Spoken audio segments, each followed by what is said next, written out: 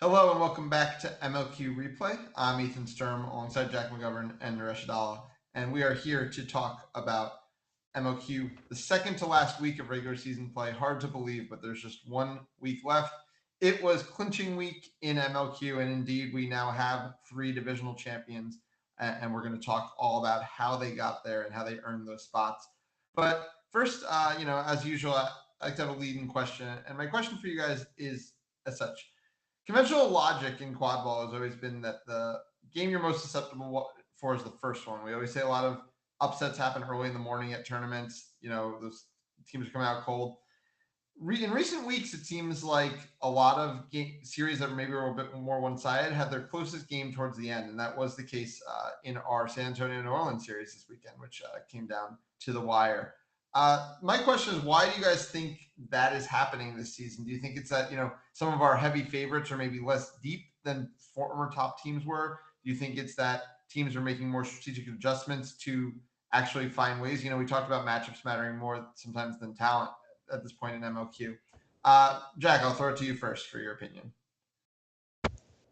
Yeah, I have an optimistic answer and a pessimistic answer. I think optimistically, I do think teams are making adjustments. I think teams are learning. I think the teams, lower down the standings are deeper than they've been in past years. And they've been able to build on, multiple seasons with, the same group and integrating, young players.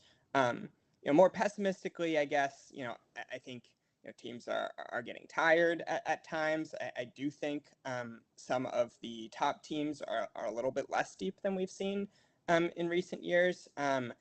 I think they're using the opportunity in the third game when they're up 2-0 to play through younger players, which is a good thing, long term for these teams.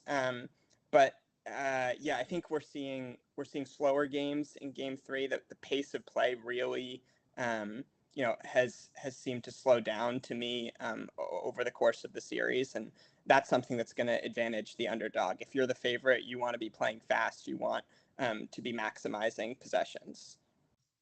Naresh, your thoughts? Yeah, I mean, a large part of my thoughts are very similar to Jack's. I think some of it is teams are playing through their depth a bit more, especially oftentimes. There was a pretty solid conversation that took place on AQD this past weekend about, hey, there's a lot of sweeps that are happening. And if you actually look at it, yeah, the amount of actual quote unquote competitive series in, like, let's just say a 2-1 finish or something like that, like, that's not as common at this point. Still, I think individually at a micro level, we're getting a lot of competitive games. Like, best example is the League City San Antonio series from 3 weeks ago. You look at it, it's a 3-0 sweep, but if you actually watch the games, it was one of the tightest, closest matchups you could have gotten. So I think a large part of it is that I was watching the series of the week between San Antonio and New Orleans, and as soon as game one started, I was like, I agreed with you, right? Like, punch them in the face, see what you can get. And they were within a 3-point game by 20 minutes. And if they didn't catch quick, that game was effectively over. If they caught quick, now you're pushing for that stretch. But because they couldn't catch quickly, and by that point, San Antonio was running up the score, the game was over. So now game two, I was like, they're going to, for some reason, I don't know why I thought this, but for some reason, I was like, they just need to win one game to give them that hold on the 3 seed. So because they only need one game, New Orleans, because New Orleans only needs to win one game to hold on to that 3 seed, I think they rest game 2 and then they just leave it all for game 3. And I think low-key that's exactly what we saw, where it was a strategic, hey, let's maybe not. So it was a great game, but I do think, I mean, again, a large part of what Jack was saying, I think it's a mix of both. But it's interesting. It's definitely interesting. It's a great conversation to have. Yeah, and I think one thing you did kind of bring up is that I think what a blowout kind of looks like in modern quadball is kind of a complicated thing to dissect, because a lot of times an underdog team will hang tight for 20 minutes and not be able to play in a no dodgeball run up and down the pitch game with the favorite. So they have to throw everything into the catch. And sometimes that can be suddenly a 6-0 in that portion of the game, Would you say that game was a blowout? I probably wouldn't say that game was a blowout. I think if they catch quickly, and sometimes you have a less talented flag runner, sometimes you have a more talented flag runner, and so it is kind of interesting to kind of break down really what a blowout is. I mean, I think most people would agree if you're up 100 points by 20 minutes, that's a blowout. But just something to think about. But yeah, let's jump into our series. We're going to start in the East Division. The New York Titans came in needing 2 wins to clinch the East Division. They got all 3, winning 190-105, 135-60, and 145-50. They clinched their 2nd straight East Division title, their 3rd East Division title in 4 seasons, and have truly cemented themselves as the top of the East Division. That said, it wasn't the most convincing series. Charlotte did hang tough. So I want to start there, Naresh, with the now crowned champions of the East Division. We had our concerns coming out of that Boston series. Do you have more concerns coming out of the Charlotte series, or are you feeling a little bit better? Honestly, I'm at the same, right? Like when New York is on, they look phenomenal. When they're not on, they look above average. So it's really hard to be like, hey, you're the best team in the league right now. Everyone presumes that you are the favorite to win champs. I think are there points and moments where I think they should be better executing to the point where we are in the season?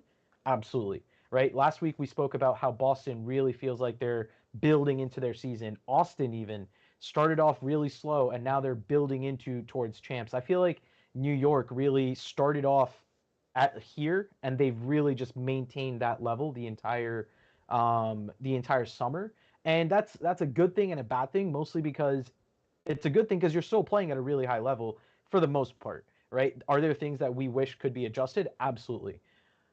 But having said that, they're still winning those games. And was it as convincing? Probably not. But I did see one thing that I really enjoyed that they did was the incorporation of a lot of these younger players that in previous years um, might not have played as exclusively. Because I even saw there were points where they had all rookie lines or very, very young lines out there. And that's important, right? Like, that so part of that is getting those younger players experience, which I thought this was a great series for them because again, Charlotte's a very, very competitive team, and I think this series showed it. For New York, on the negative side is you've been playing like this the entire summer. Eventually, you're expected to take that next step, right? Like if you show up in the beginning of the summer, and by the time the summer's ends and you're still at that same level, that's a concern. Um, and right now we're at a point where they didn't play with JJ, they didn't have Frank Minson on the squad. So it's like 2 of these bigger name quad ball players. Annika Kim wasn't there, so these are a lot of the chasers that weren't there, who in theory are filling in those roles that might not need as much refined experience. I think maybe they take that potentially to the next level. But again, I'm still where I'm at with Titans. I think there's still the presumed favorite. I think it's one of those things where, and again, I'm not trying to sound mean about it. It's more of with Charlotte, when you know that this team, you should beat them, sometimes it can be really hard to just be like, hey, we're just going to execute at a really high level. But I think it's one of those teams where when they actually face the competition, they're going to rise up, and we're going to see the New York team that we've seen the entire summer and the last couple of years. Yeah, I mean, ultimately, they're going young. JJ in 7 in game 2 and only 8 in game 3 against a team that, Naresh, as you said, that they were pretty heavy favorites of, and a young roster out of Charlotte at that. With some key players missing with injuries. Jack, what concerns you about the offense of New York that you saw this weekend? Yeah. So, this was the first really concerning, New York series for me. I think you guys had been lower on the Titans. I'd been a bit higher. A couple things. There was an inability or like unwillingness to get out in transition. I don't think they were making the most of those chances in the half court. A problem that has been around for a while for the Titans program was kind of reappearing, and that's that. I don't think that they were attacking the defense from the wings enough, drawing dodgeballs, drawing tackles, getting the ball out.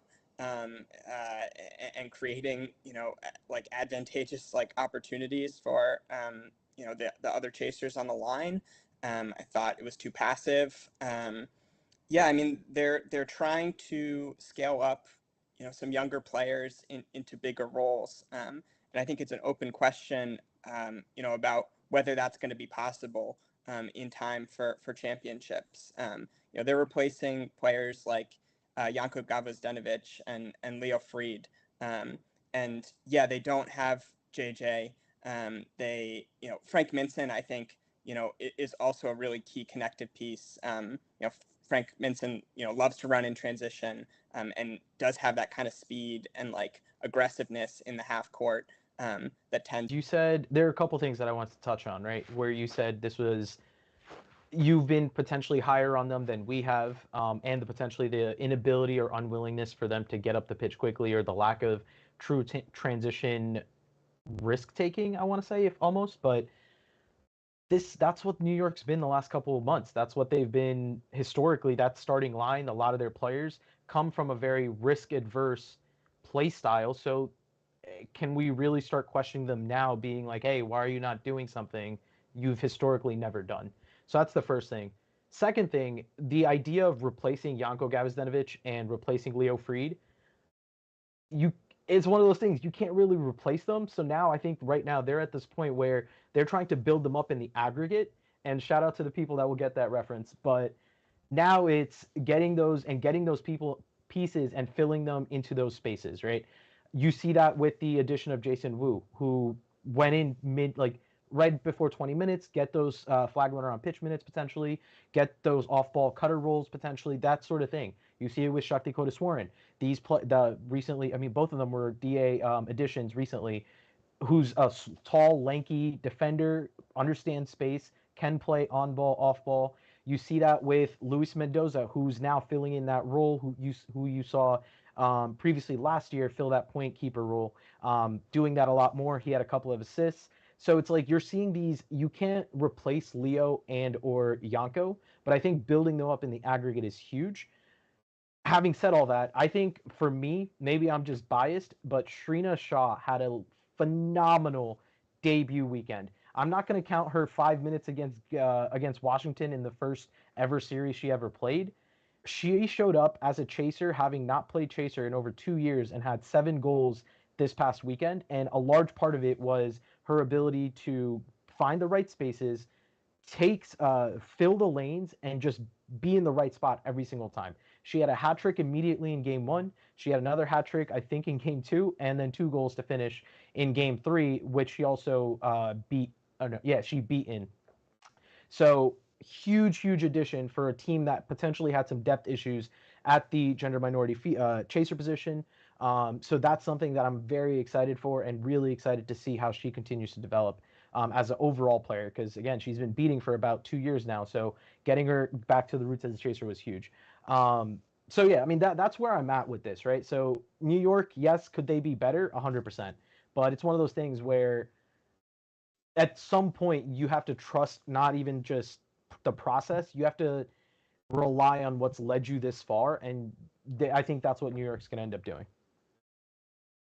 Yeah, and I think it's right in what you were saying, because you push back on Jack saying they're not willing to push with pace, and saying that's who New York Quadball is. And I think ultimately this MLQ championship is going to be it's going to put that to the test about what that means in 2024 Quadball, with a lot of teams playing more dynamic offense.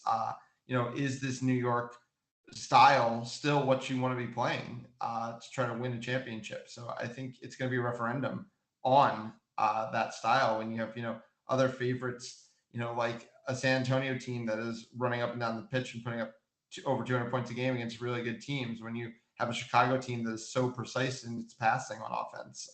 So yeah, it'll be interesting to see what that all means. But let's jump over to the Charlotte side. Obviously not the results they wanted, but a young Charlotte team hanging around.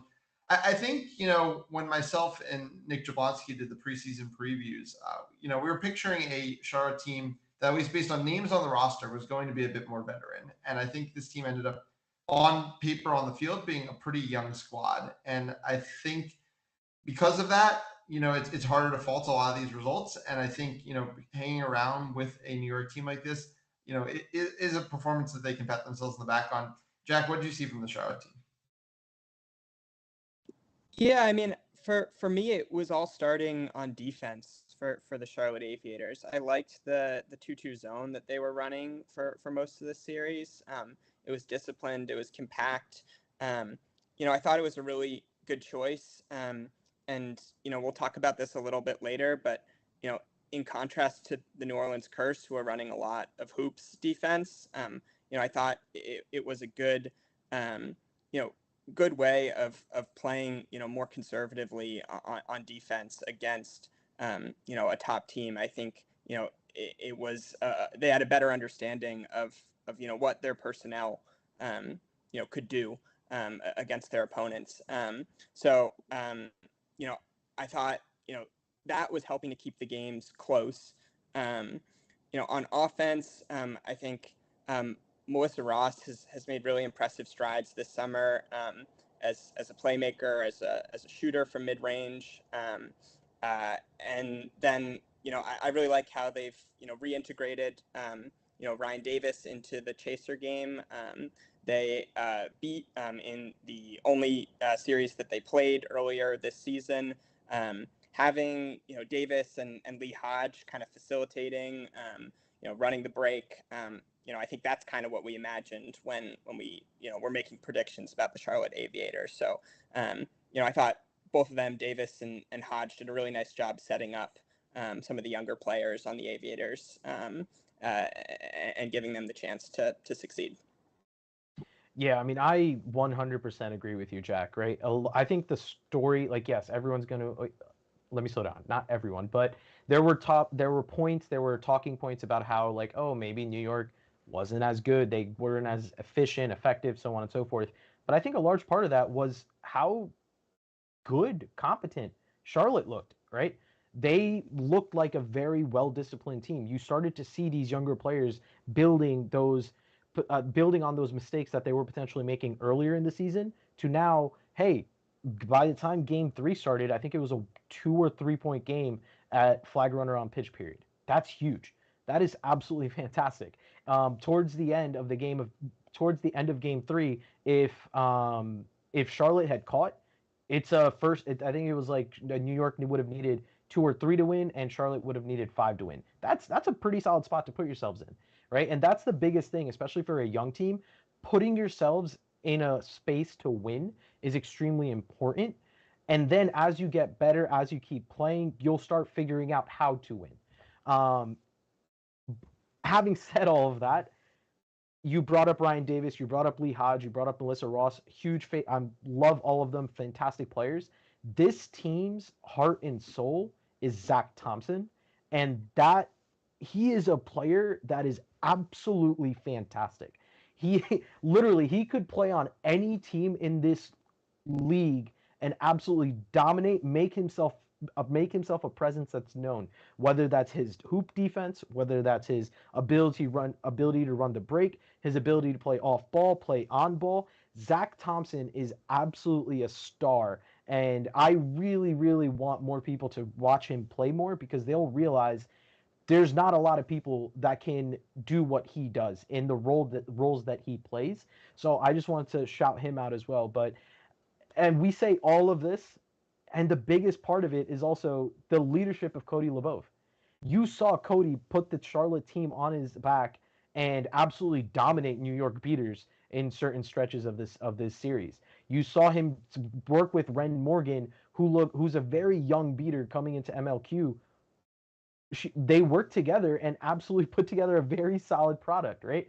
That's the sort of leadership. And again, every single team is not going to win every single summer, but building a foundation that allows you to develop this talent is what makes a good, solid team for the future. And I think the Charlotte squad really, really has this idea of where they want to be potentially, not this year, but maybe a year from now, 2 years from now, and really build out a build out a squad that can compete at the highest level instead of always potentially playing through the play-in bracket or fighting for that 3 seed, but now actually fighting for that 2 or 1 seed a couple years from now.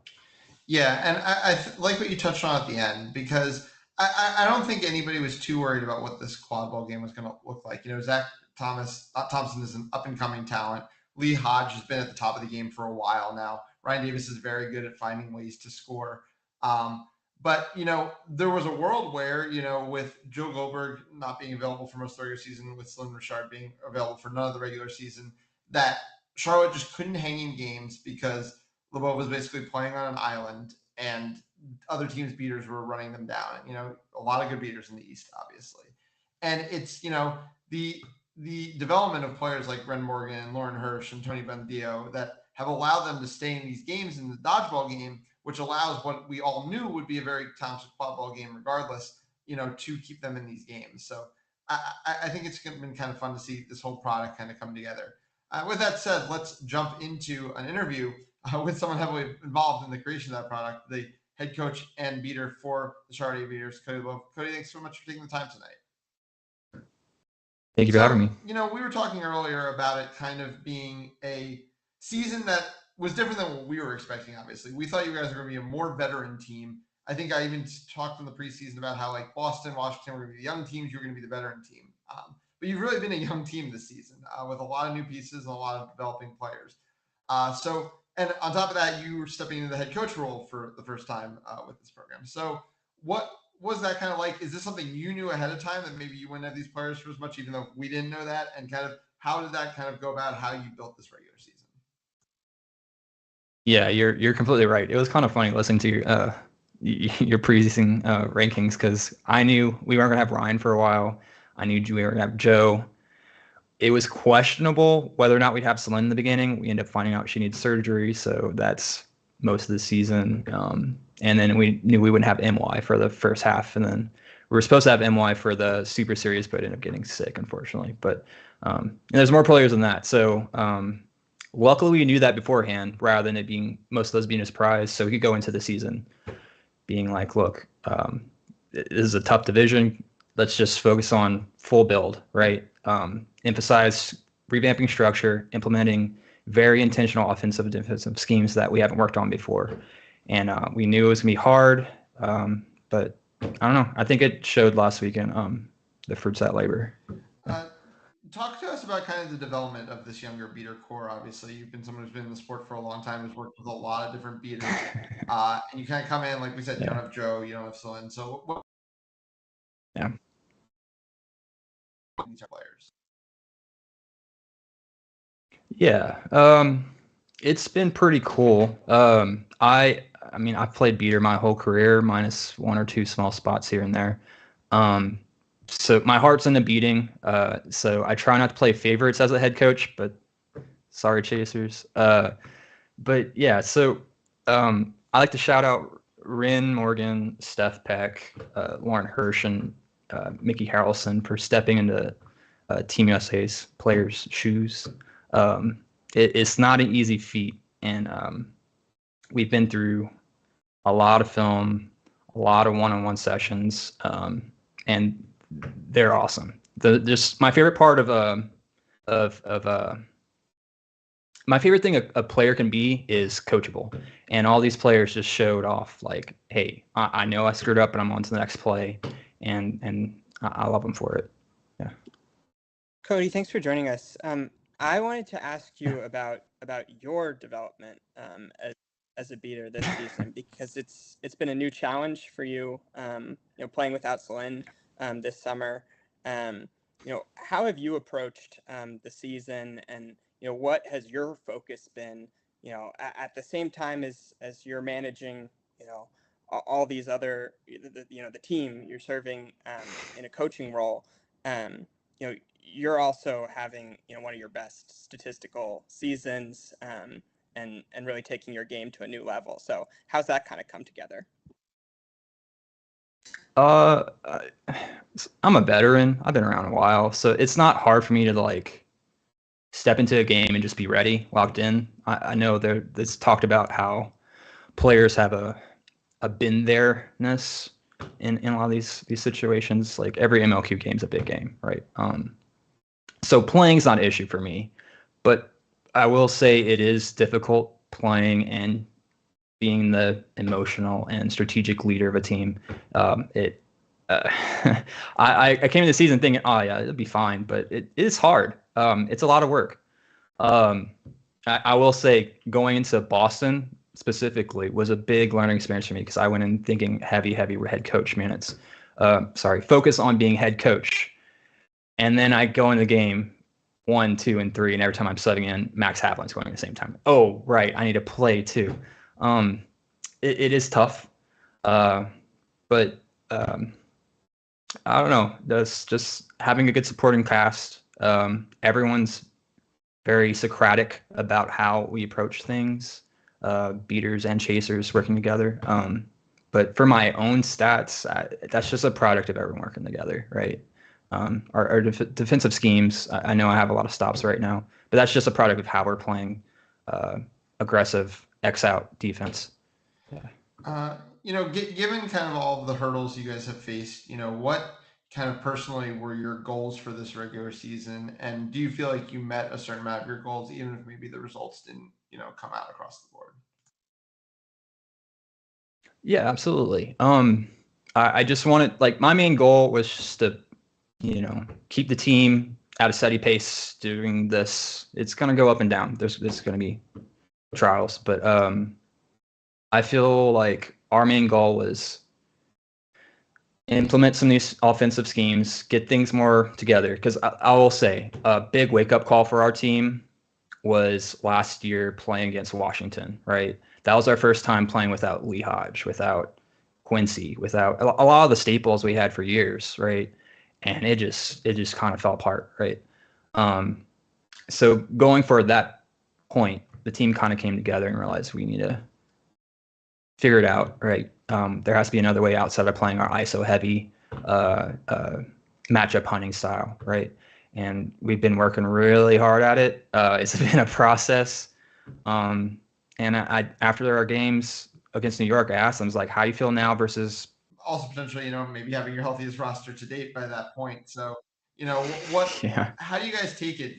Is there that level of confidence that, hey, we've been here before and we've done this many a time? I mean, even taking that one game off of New York that one year in the quarterfinals.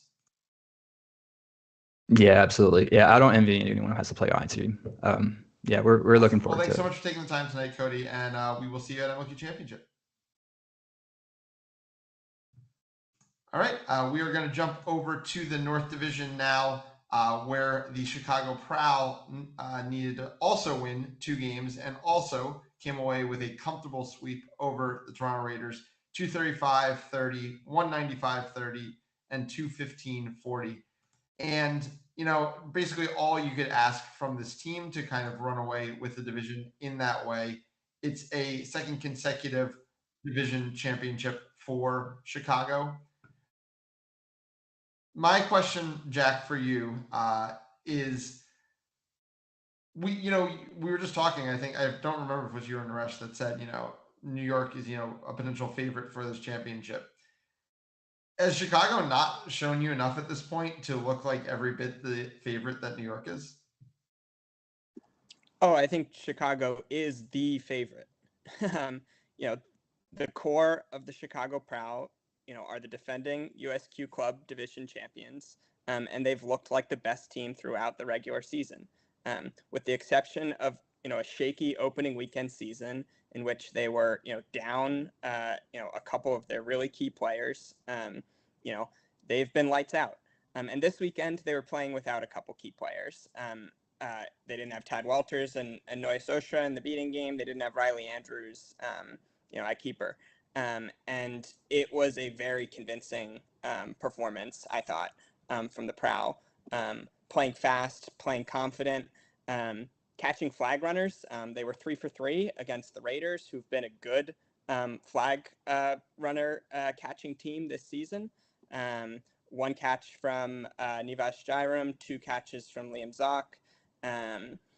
In the beater game, I think they're finding some pairs that work well together. Heading into the season, there were some concerns from others who haven't played against some of these beaters about their depth. And from watching them this weekend, often unheralded, but such a key part of what the Prowl have been doing, what the whole Chicago program have been doing across USQ and MLQ over the past couple seasons. Peachy was starting a lot of the transition offenses, with really great plays at like roving safety in the middle of the defense. I think this Chicago Prowl team is firing on all cylinders heading into MLQ Championship weekend. Yeah, I mean, I agree with you. They are the cleanest team in MLQ right now. And, they finished these 3 games in 2.5 minutes, 2.5 minutes, and 4 minutes of flag runner on pitch play with 3 catches, as you mentioned, really firing in every aspect of the game. I do have to just casually push back just to say that I do still want to see the beating core's depth play against top beating. I don't think the North Division was the strongest in the beating games this season. And I do think that, Detroit is the other team that has the best beating, and those games were closer. Obviously, a lot of caveats. It was in the pouring rain, etc. But that would be the only thing I want to say. I don't want to, check it off based on a series, against a team that I think historically has gotten run off the pitch by good beating. Naresh, what are you seeing from the Chicago team as they kind of ride their way easily into championships? Yeah, I mean, I think anytime you talk about Chicago, anytime you watch Chicago, you see how cohesive everything is. That's huge, right? And you see it, everything's great. It goes 1, 2, 3, 4, A, B, C, D. Everyone's moving, cutting, everything's happening at the same time, and that's phenomenal to watch. My only pushback, it's similar to what you said, Ethan. I think Chicago's at a point almost similar to New York from last year, where we're going to talk about the Detroit series very early in the year, where they got challenged, but again in the pouring rain, that was whatever. But since then, they've played a bunch of teams that might not be able to athletically match up, strategically match up. Have they been quote unquote punched in the face yet? I don't know. I don't think they have. Again, we're going to talk about the Detroit series. I think there's too much of a conditional for me there that I just take that series out, but maybe that's unfair, but I don't know. I think with Chicago, what you're getting offensively, and to your point about their beater depth issues, so this is my take. This is what my take has always been.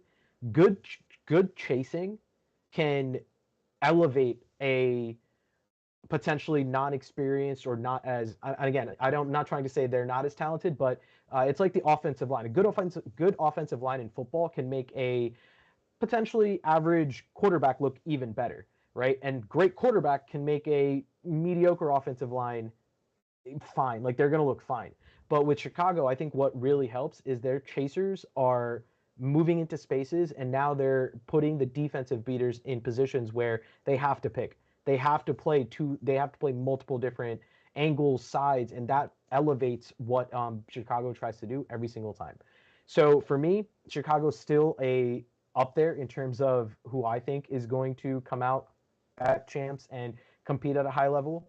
My only concern is, are they potentially in a situation where they haven't played as tough of a schedule because the rest of the North might not be there, apart from Detroit.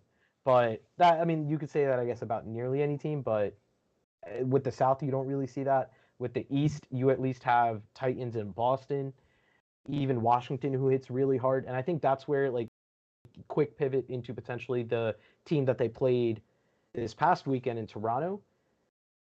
If you're the underdog, you can't not be the first person to the loose balls, right? For Toronto, I think they just it wasn't even fair in terms of the effort. You saw that they knew what they wanted to do. They were trying to do what they wanted to do, but sometimes the passes weren't there. They still can't really play against a higher press, and that's something we acknowledged when they played against Detroit a couple of weeks ago. Against Detroit, they played close to them for about 13, 14 minutes. Post that, it was starting to slip away. Against Chicago, they played a high press from the bear. They nearly had the stop. They played the defense extremely well. They covered the lanes. Everything's great. But if you're playing in a hoops defense and the person at the middle flies out to the backside, the people at the side of the hoops have to spread out and cover the spaces. They have to gap the passing lanes. And that was not happening. Everyone was stuck, cemented almost at hoops. And that's how Chicago got to the ball first, and they scored off of it. You do 95% of the play really well, but if you don't get to the ball first, why does it matter? You're getting scored on anyway. I think that's where it's like right now, a lot of the base fundamentals, and especially with Chicago, who was running out some of these unheralded beaters, people that don't get talked about as much.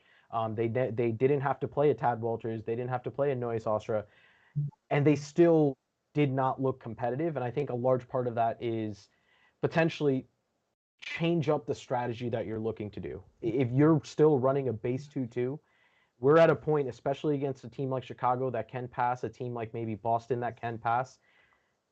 It's one of those things where teams that know how to break a 2-2 zone are going to rip you apart. And especially with Toronto, who's going to champs, if they play a potential Kansas City or a League City or anyone from the South, I don't know how the bracket works out, but anyone from the South, most of these South teams have shown the ability to put some passes together. And I think that's where right now, I just want a bit more from Toronto strategically. I want a bit more from them fundamentally. So it's one of those things where I just want more. Yeah. I think it's important that we don't talk out both sides of our mouth, and that we have spent a lot of the season talking about it being a stronger North Division. And I do think we have to say that it is a stronger North Division, that outside of that first weekend, Chicago has still absolutely ran over. And, to the point of New York didn't get punched in the mouth in 2023 until their semifinal match. It's hard to disagree, but I think Chicago is a team that likes to take the initiative to punch the other team in the mouth. And New York is happy to sit back even against teams that they're better than and kind of spar and jab for a while and maybe let that one uppercut come.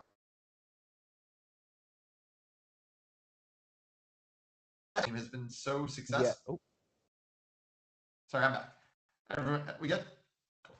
I think that's why the Chicago team has been so successful in games, where they are the favorites, and why I think coming into a quarterfinal where a playing team is going to play them after, having a series. I'm just getting excited for MLQ championships. These aren't useful thoughts, but I do think Chicago is a team built better maybe than New York is stylistically to be a heavy favorite that maybe hasn't taken those lumps. I also think this core has taken plenty of lumps in getting to the time it's been. I mean, obviously, the steps they took to finally win a championship. Naresh, go ahead. Yeah, I mean, I think to your point about potentially the entire summer, we've talked about the North a certain type of way versus now potentially skewing the other way.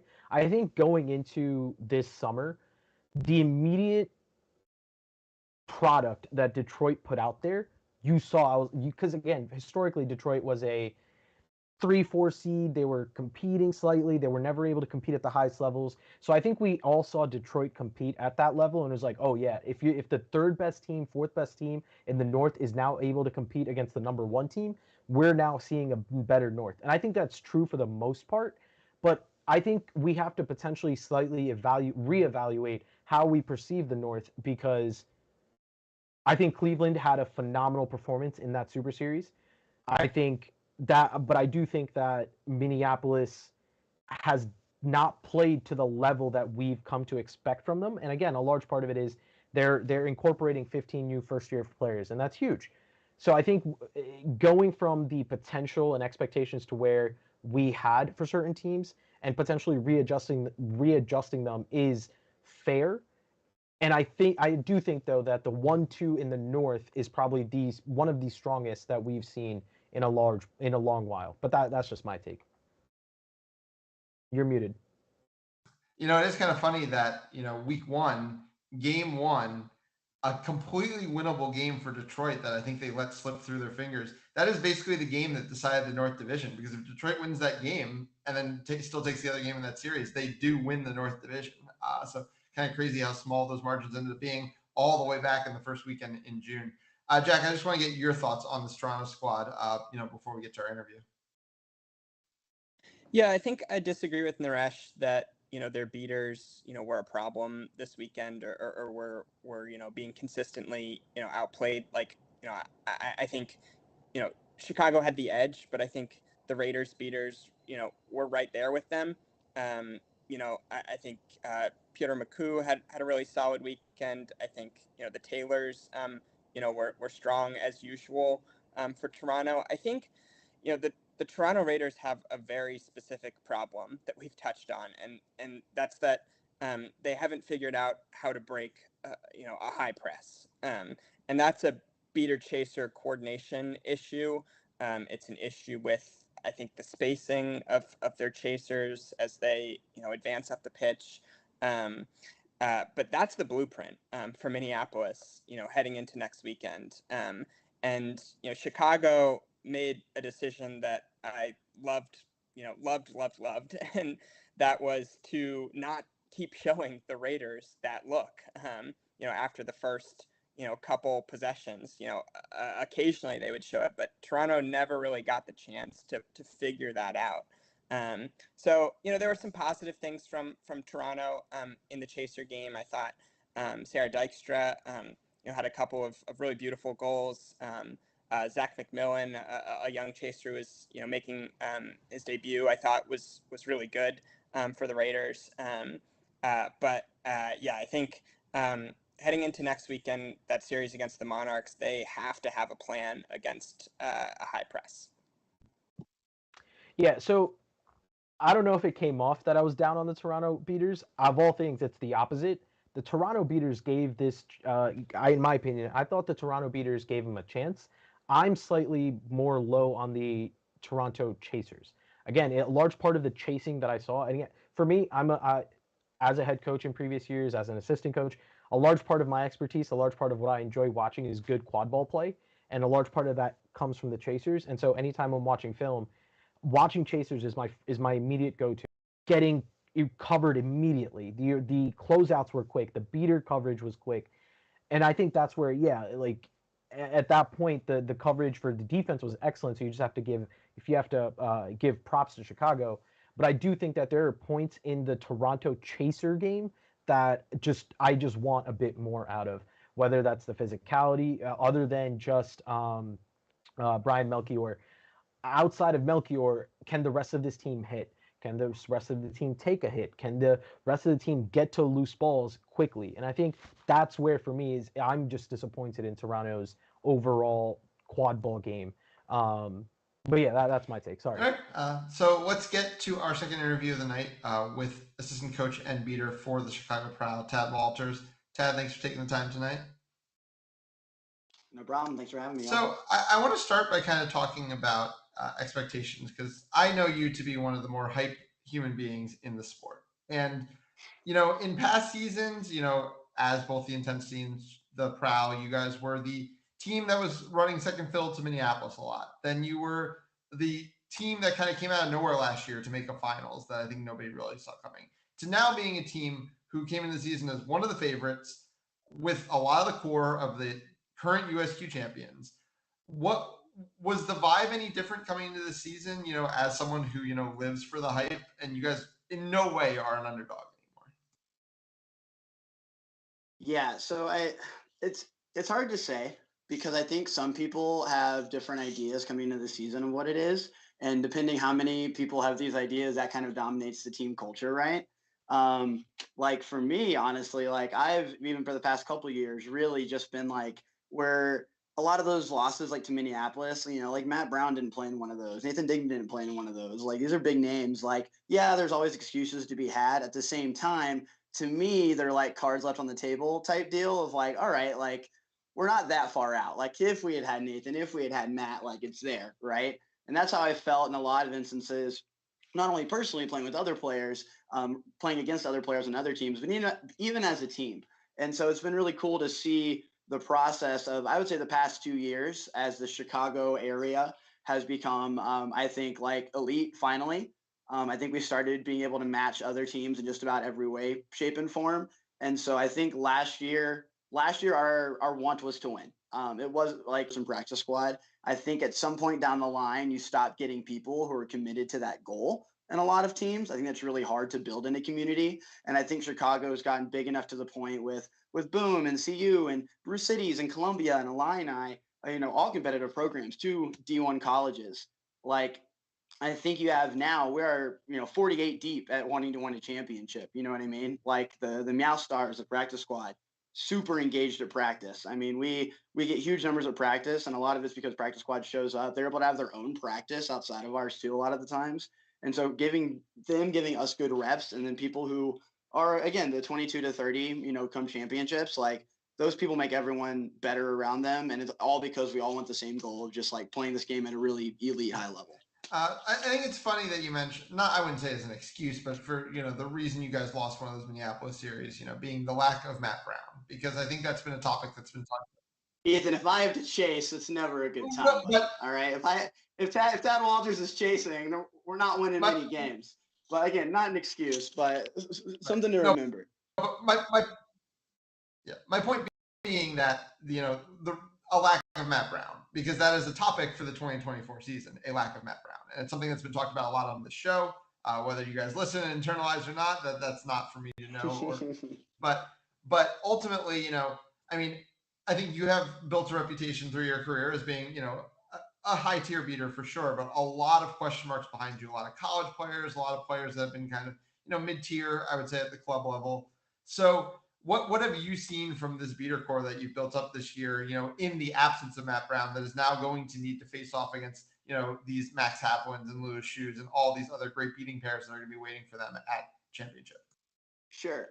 First off, I was going to say, Matt Brown, I miss you. Love. All right. I love that man to death. I miss his teammate-ness, right? I like his leadership. I really miss a lot.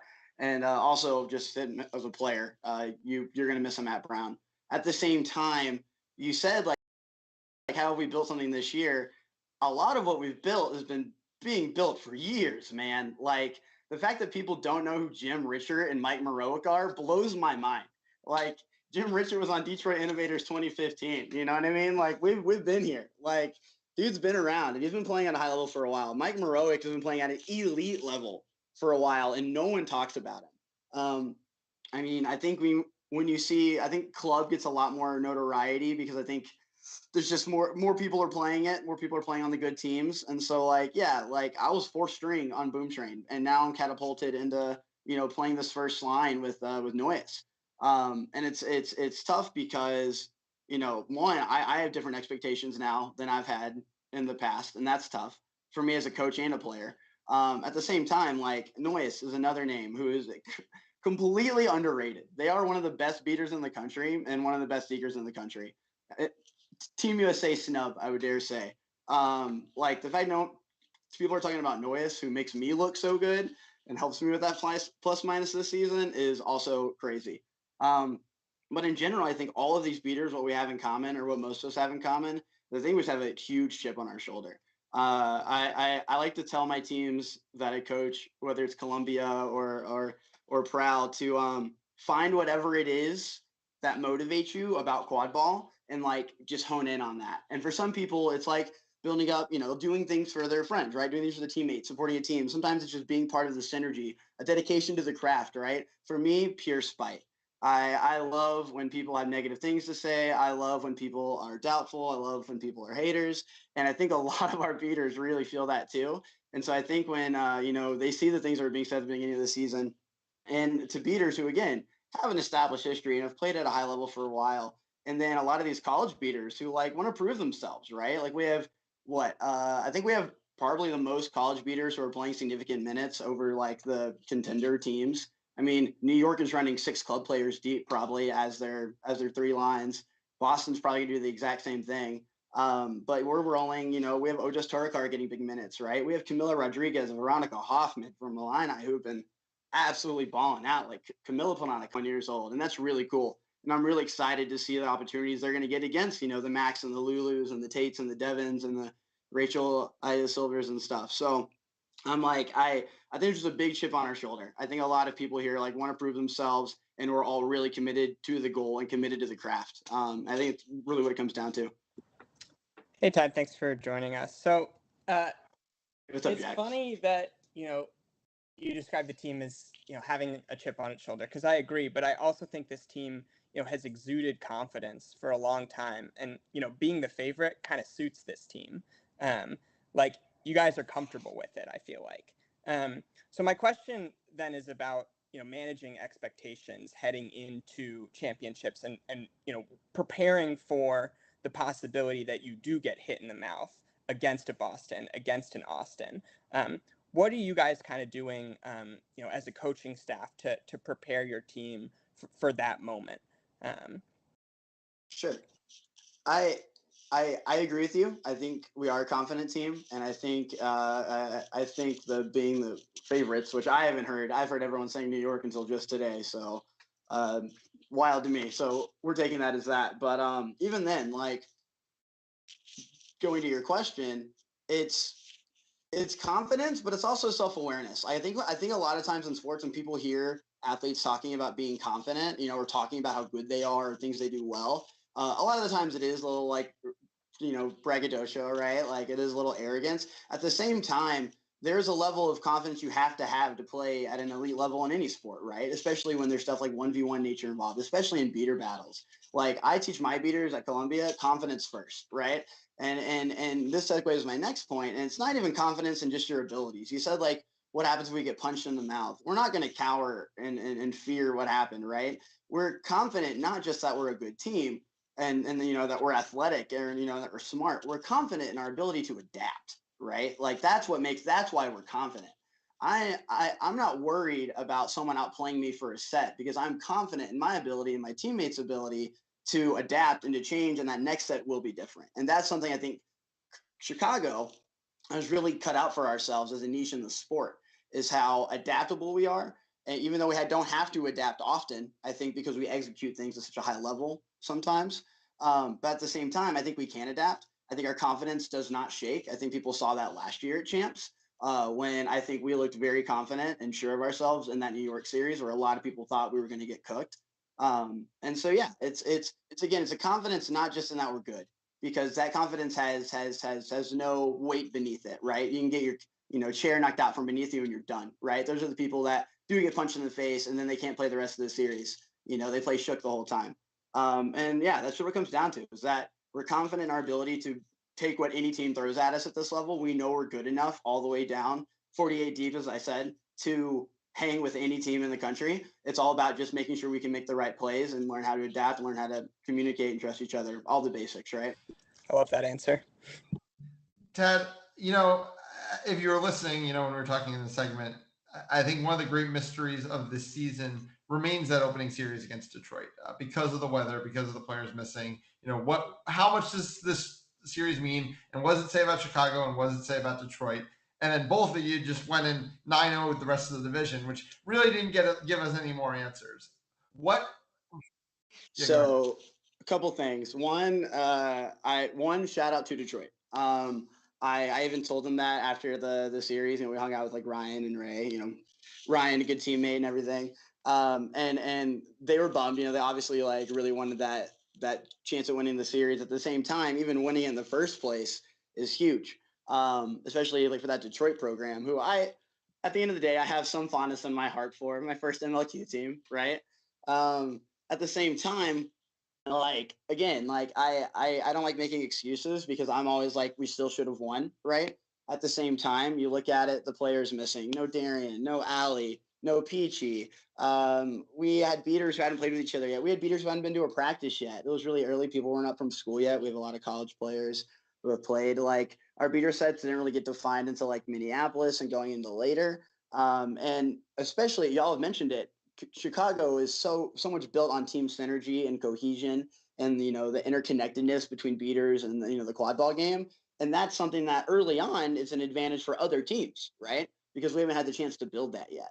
And so in that playing game, if they pick them, I think it's going to be really fun.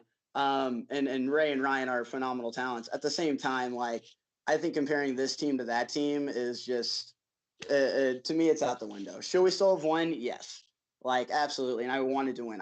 If you know me, I hate losing. But as Nathan, Mr. Digman always says, is that losing, I like losing because I get to learn.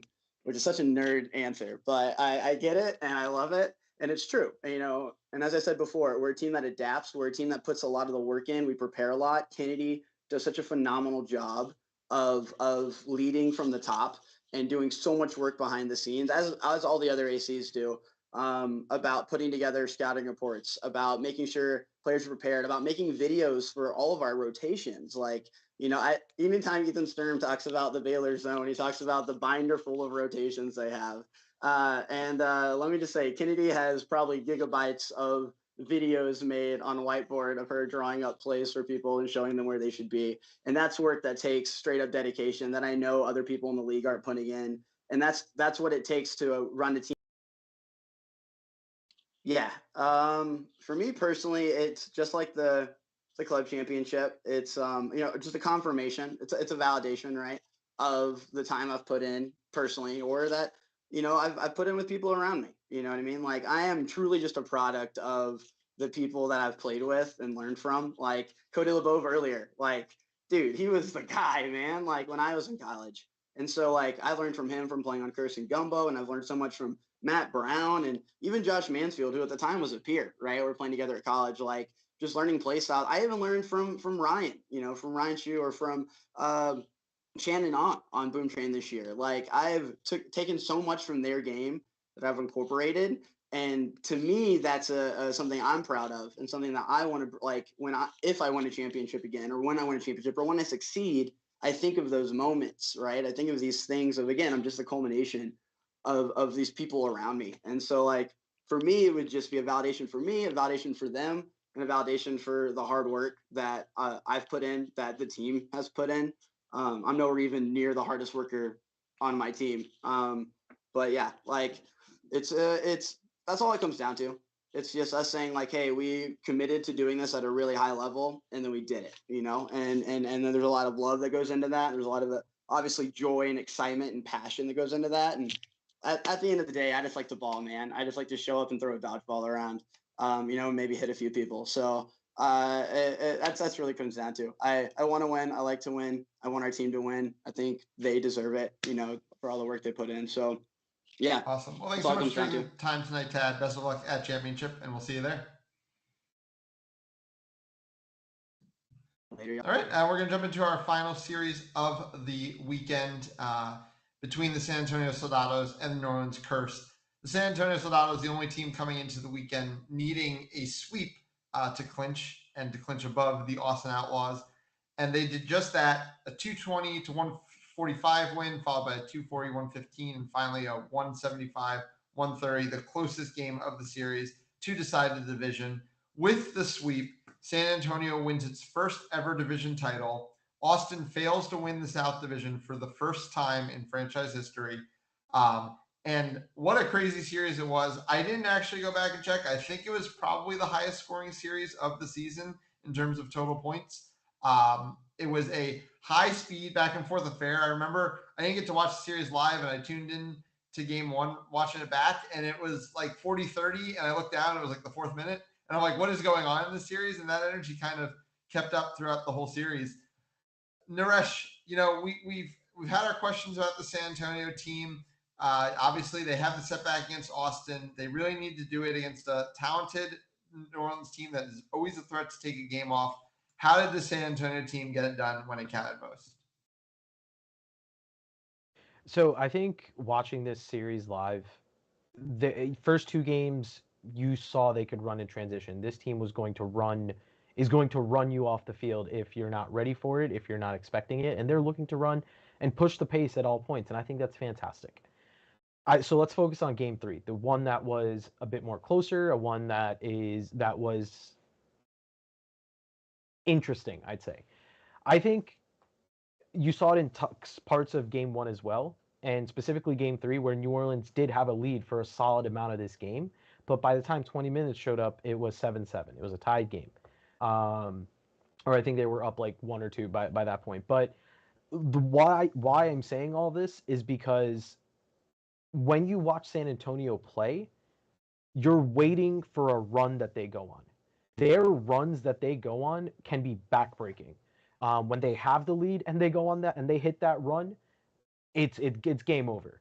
when they're down and they hit that run, now it's suddenly a brand new game. So I think when I was watching that game 3, having watched games 1 and 2, even when New Orleans was up potentially 3 goals, or I think the most was like 4, could be wrong, but even when New Orleans did have a lead, I was just waiting for that San Antonio run, and lo and behold, by the time 20 minutes came around, it was effectively a tied game. San Antonio was, I think, might have been one a catch, and you saw it in this series in Game 3 specifically. There were a lot of fundamental mistakes that were made that weren't crisp, weren't great. There was one, I think it was Matt Blackwood or Luke Lang. It was Blackwood, where took it up the field. It was a wide open transition, not wide open, but it was a no dodgeball transition. Rips the shot. Might have been a pass, might have been a shot. Who knows? Completely missed David Avila. Now it's a turnover. Instead of putting up a goal on the board, now you're not scoring. Another one where multiple drop passes from these players that you're expecting these fundamental mistakes to not happen to, right? That's my only concern with San Antonio right now. I think they have the physicality to compete. I think they have the beating style that they want to play to keep them in games and try to push the pace and force the issue with the way that they want to. Having said all that, this team looks at its best, obviously, when Daniel Williams is on the field. Daniel Williams, this was a huge running theme for y'all last year and even potentially going forward. Yeah, I think it's interesting. I think you point on a lot of good things and both their highs and the concerns of this team. I mean, this is a team built up of people who love to play high tempo offense. This is not a team that has a lot of people coming from programs, whether it's historical MLQ programs or USQ programs, that want to have really complicated, crisp, multi-pass offenses. And when this team gets out in transition, it's terrifying. And we can get into this a little bit more when we're talking on the New Orleans side. I want to get Jack's opinions on San Antonio first. But,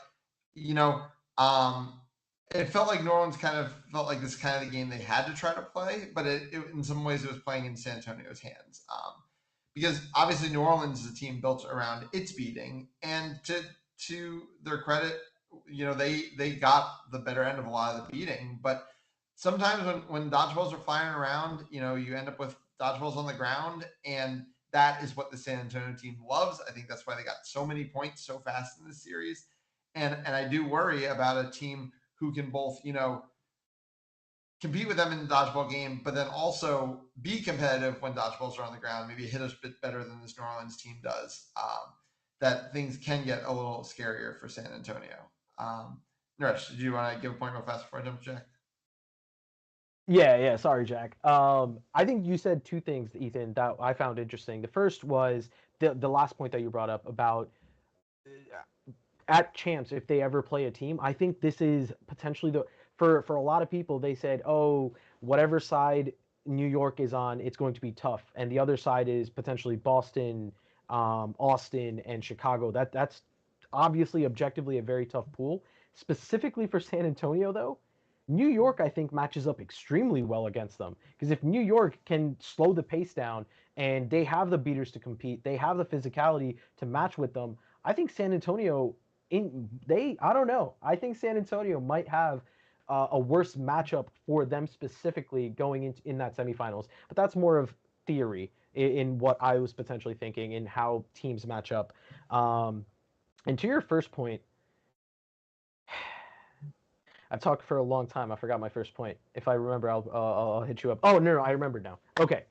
To your point, this I found was very interesting. They have obviously a very high tempo, transition heavy offense.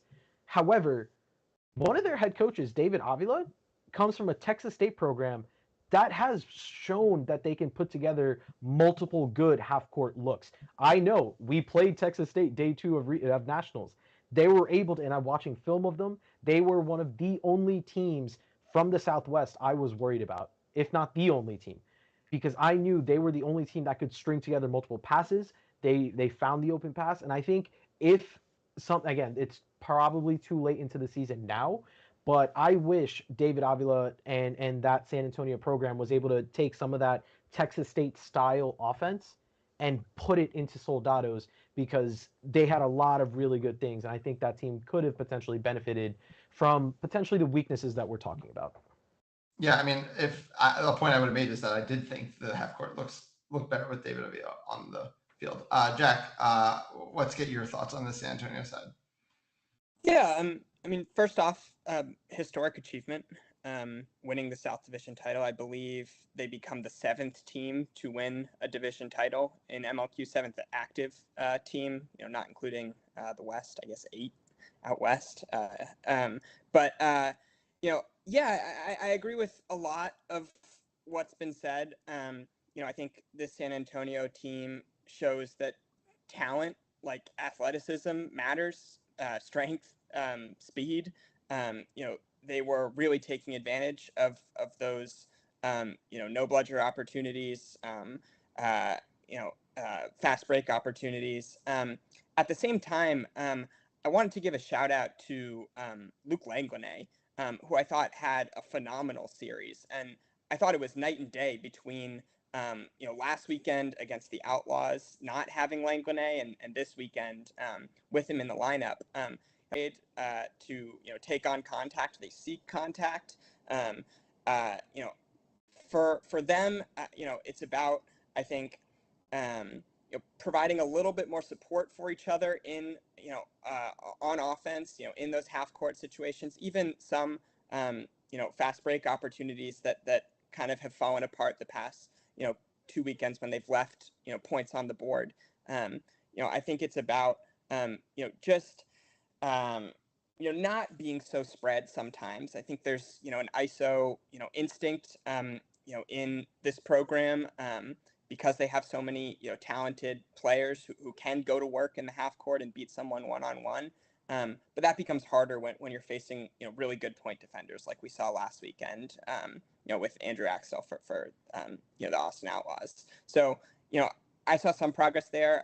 I really liked what Emi Gavea has been doing, setting screens, boxing out hoop defenders. I think that's opened a lot of opportunities for the Soldados, and she's just been, playing really dependable minutes, large minutes for San Antonio. So, I like, where San Antonio stands heading into MLQ championships. I think they have a really exciting opportunity to make some noise.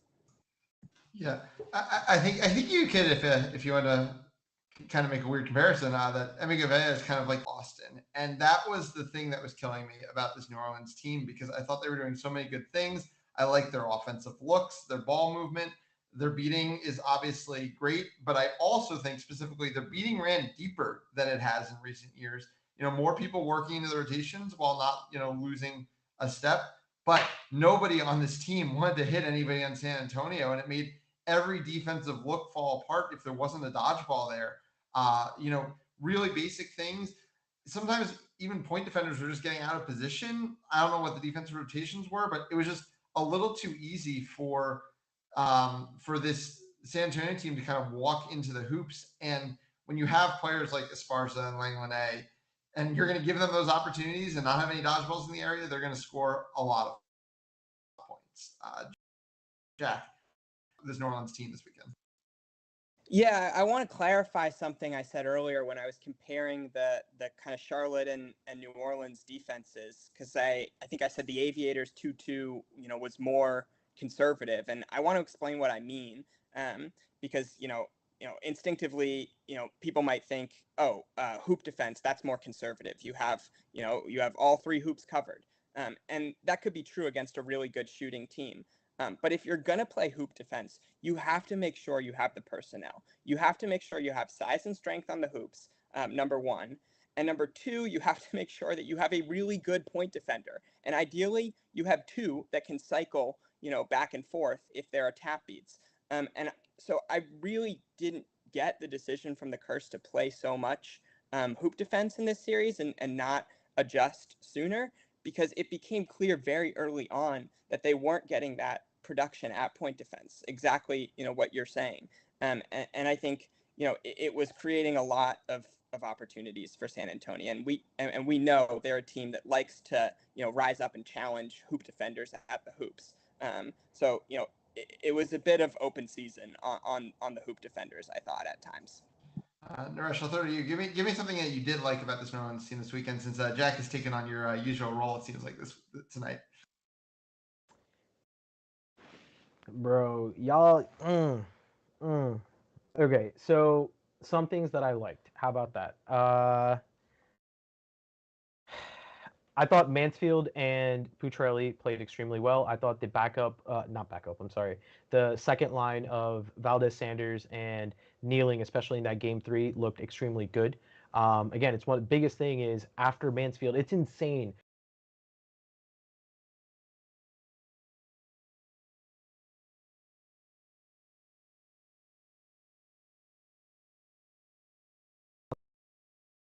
On the field, his plus minus consistently the last couple of years, no matter what the score is, his plus minus is always fantastic. You saw it in game 1, and then you're seeing it again in game 3.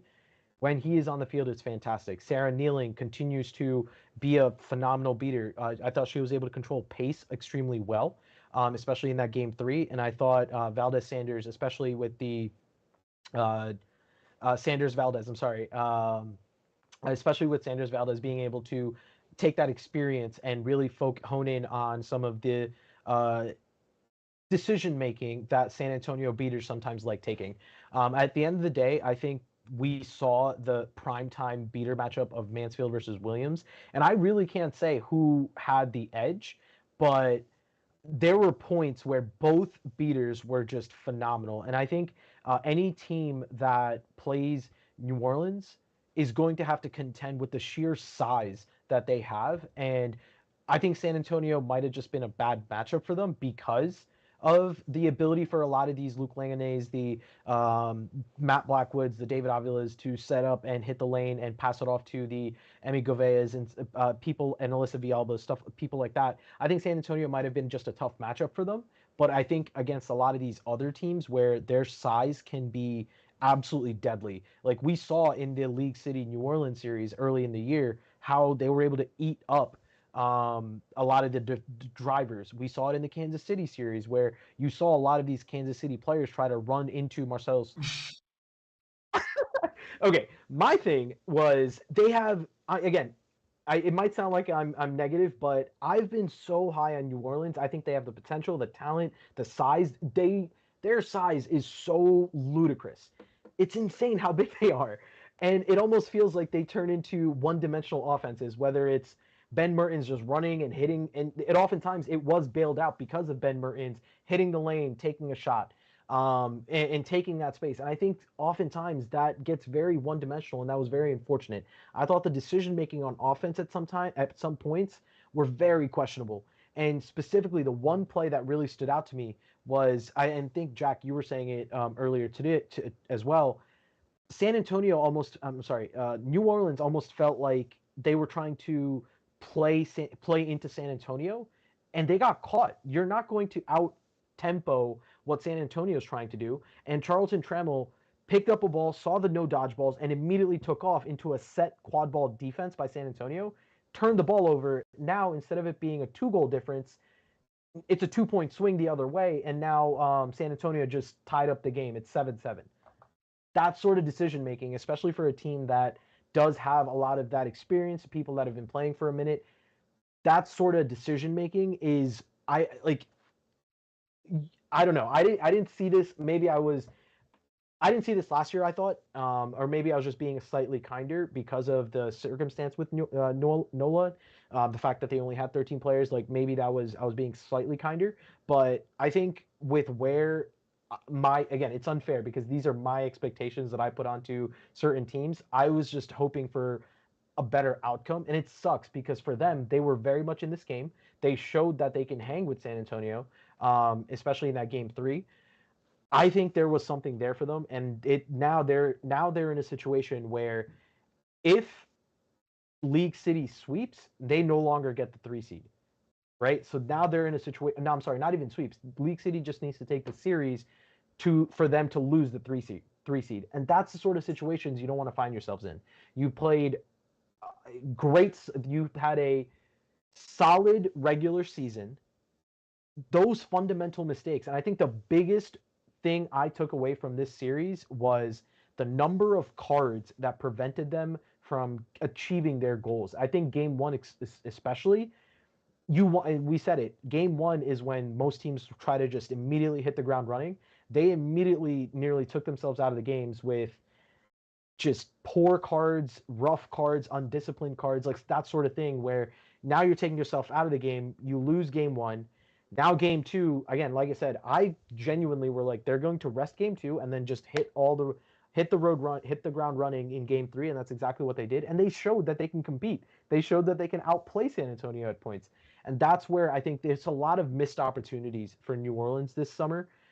And I think when we get to champs, I think they'll be better than some teams that they play, but they might not be, because if you're not taking care of these base fundamentals, if you're not taking care of the decision makings that you're taking, now you're letting the other team capitalize on that, and that's where New Orleans has every loss. I think New Orleans ultimately the thing that's going to hold them back. I do agree with kind of where Jack and I are on this defense. This team is going to go into champs of the 12 championship teams, unless this Minneapolis Toronto series ends up being like a barn burner, having the highest goals per game against by a good margin. And because of that, they're going to go into champs with the lowest quadball point differential per game of any team, even though they're nowhere near one of the lowest scoring teams.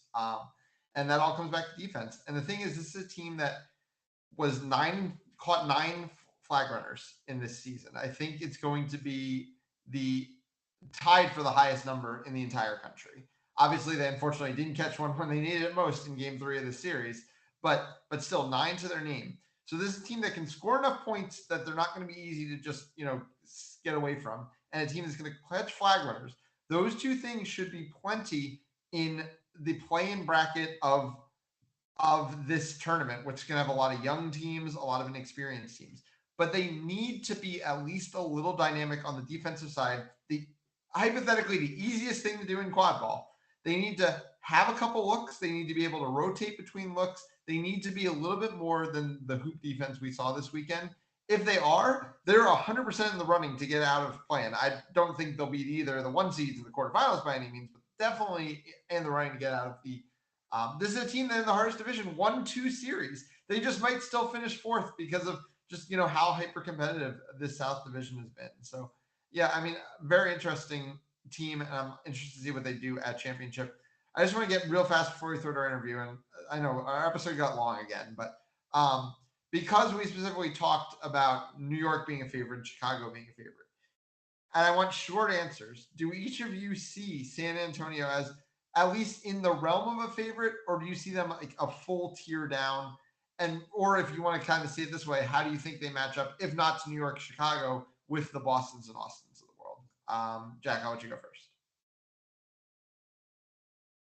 I'll say half tier down with Austin and Boston. I think we have 5 teams who can win the Benefit Cup this year. Naresh? Yeah, I think we have 3 teams that can win. I think Austin beat San Antonio without Jackson Johnson. I think when you get to champs and Jackson Johnson's there, I think Austin has shown they were better. And I think Austin's going to show that they're better at champs, even if that means because they're in the harder side of the bracket that they can't go as far. I think Austin's a Would better you put team Austin than San in a Antonio. tier with Chicago and New York, or would you have them like half tier down? I think they're a full tier below. I think it's the top 3 teams. I think for me, it's New York, Chicago, Boston.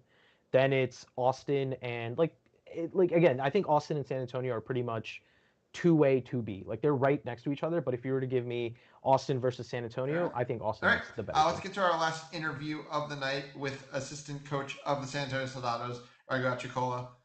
Rags, interesting seeing you on this side of the conversation. Thank you. Glad to be here. So, this San Antonio team is a pretty young team, top to bottom.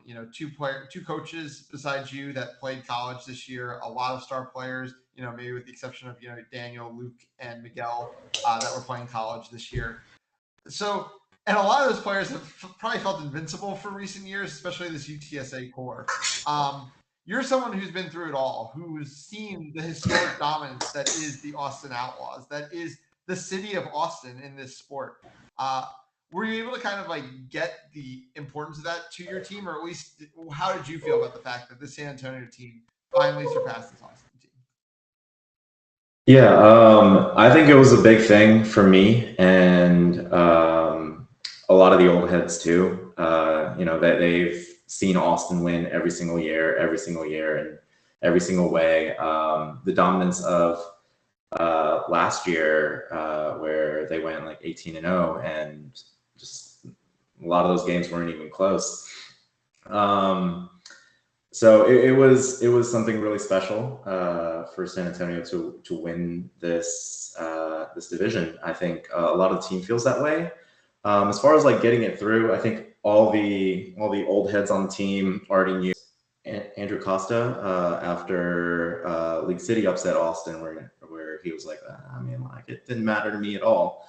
And I think that's a useful attitude for some of the younger players, because I think that if you put too much weight on it, you can kind of get in your head when you play these teams. So yeah, I think we really stressed it, especially not so much of like, hey, this is our goal, or like this is something special, but as a very important stepping stone to our goals at championships, right? Getting that 1 seed, getting that easier playing game than having to maybe face like Boston or New York and Chicago, all before making it even to the finals. And so I think for most of the team, that was the importance more so than the history. But as of course, as someone who's seen the dominance, the history made it a little special for me.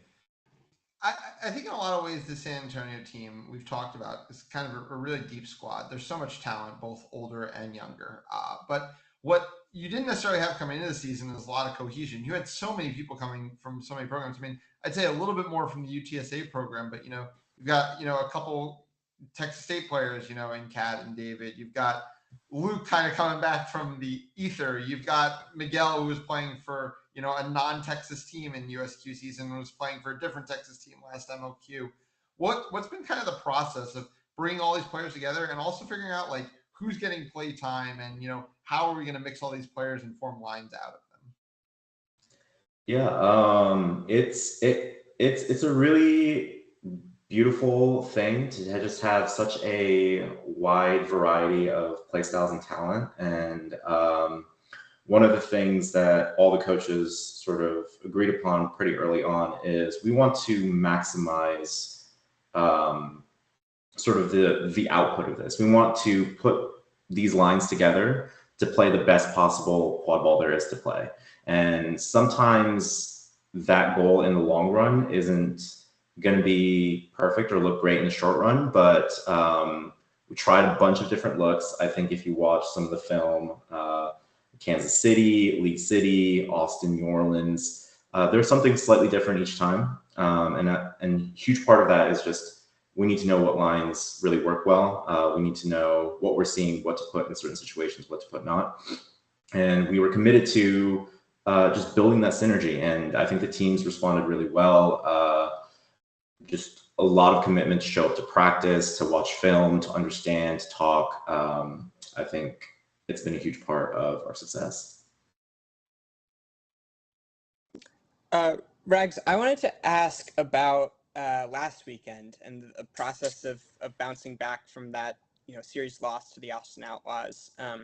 What was kind of the diagnosis, if you will, from that series?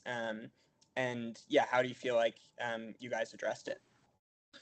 Yeah, I think one of the big things was just some of the adjustments that we need to make on defense, and on offense, getting our chasers and beaters to work a little bit more closely together. Obviously, it's a week, so whatever adjustments we knew we had to make had to be very impactful.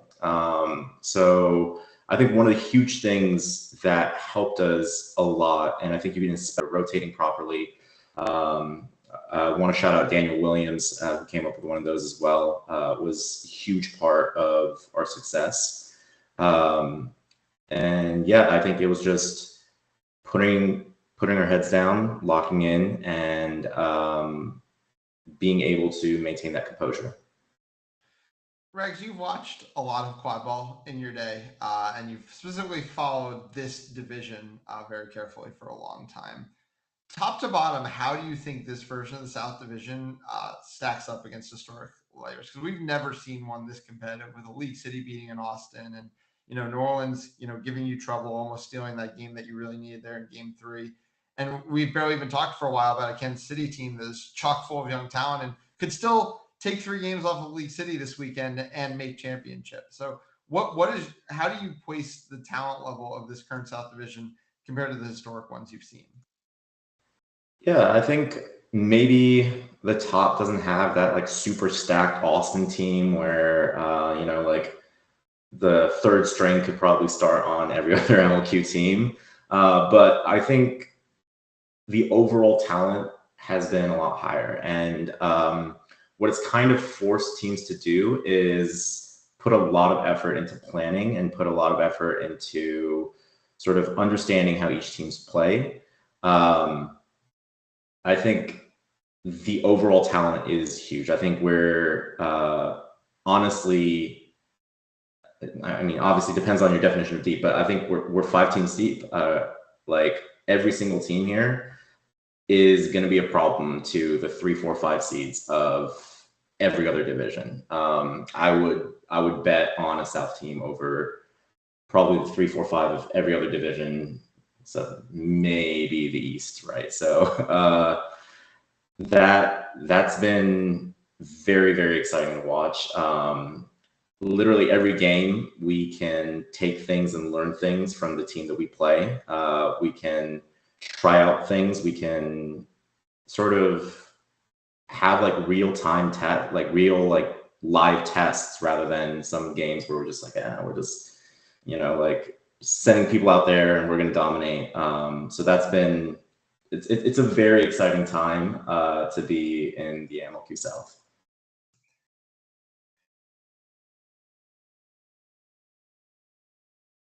Obviously, there's been, I think, some.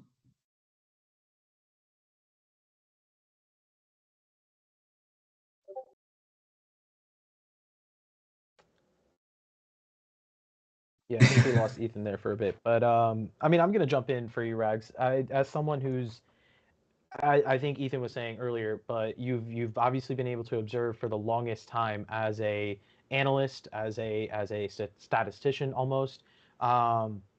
But I think something that I'm fascinated by is how do you balance filling those roles, but now you were head coach for Pegasus for the first time in your career in the USQ season. Now you're an assistant coach. You're on the coaching staff for the #1 seed in the South Division. Made history by winning the South for the first time. Where is your journey in all this? How are you, like, is there perspectives that you'd like to share about your overall journey in your coaching career and with this just Soldados team in general? Yeah, I think, thank you for those kind words, but I think it's a lot of the players and the people that I've worked with that have sort of helped me make this transition. There's obviously a lot more, and I knew this getting into coaching. There's so much more to coaching than just sort of being able to understand the game. There's also effectively like implementing lines, effectively managing talent, growing talent, just leading a bunch of players on this journey to form a more cohesive whole. I actually, Pegasus was sort of just by chance. I loved seeing that team. They were my favorite team coming out of the pandemic. And I think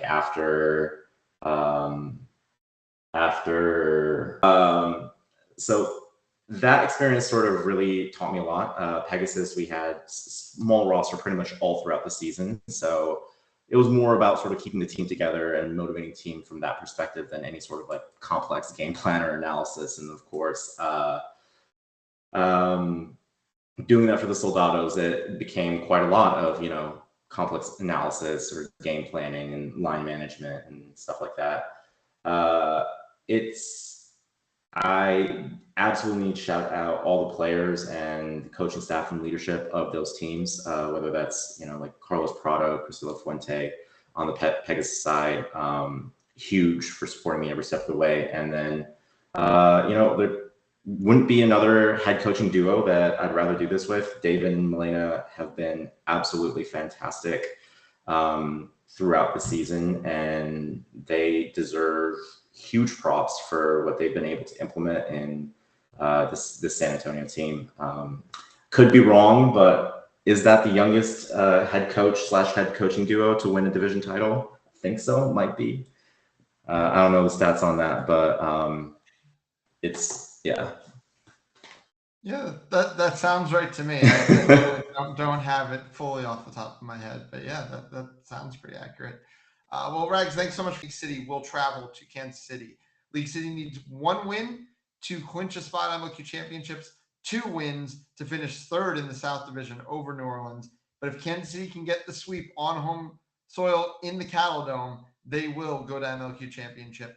In the North, Toronto and Minneapolis, locked at 3-6 records, will fight for 3rd place in the division and a bye through the first round of the playing game. Very valuable in what can be a grueling test.